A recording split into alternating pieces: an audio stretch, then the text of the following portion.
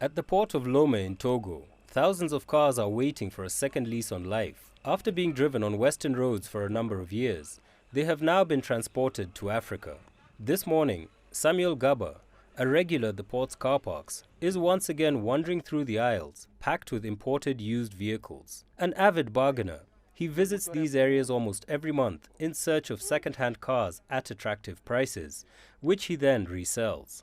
You know, these cars cost less than a new car. It's true that when you buy them, they are second-hand cars, so there are repairs to be made, but they are still more or less affordable, especially with today's high cost of living. We can't afford to buy a new car. It's too expensive, you understand. Anen Boga is a car importer and has been in the business for several years. He personally supervises the vehicle purchase criteria before importing, and he makes sure he has all the necessary information on the vehicle, which is accessible via a dedicated platform.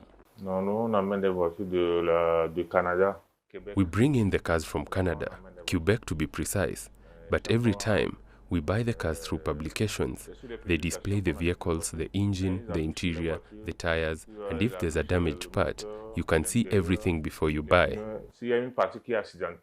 Every month, Anen and his company receive around 100 used cars from the West. These vehicles are prized for their low prices. The Toyota brand is particularly popular because of the easy availability of spare parts. Despite this commercial success, though, the importer faces a number of challenges. On the import side, we bring in cars in containers, and sometimes when we open the container, there are broken windscreens or the roof of the car is caved in. We then repair them before putting them on display. In Togo, the cars that customers are most interested in are mainly Toyotas and Mazdas.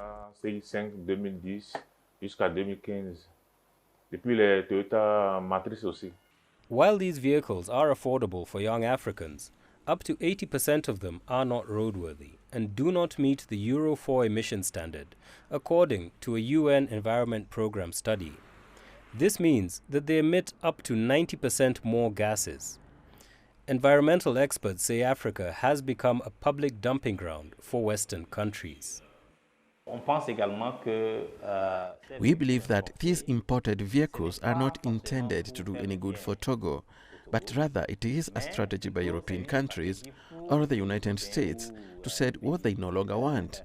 People think that second-hand vehicles allow the poorest people to drive, but in reality, as part of their commercial policy, they are dumping vehicles that they no longer need. The law should maintain control over the age of vehicles. If a vehicle has already been used for 7 years outside Togo, there is no point in importing it. However, despite these issues, the second-hand car market remains buoyant in Togo, while the market for new vehicles is stagnating. Tony Kongo, CGTN.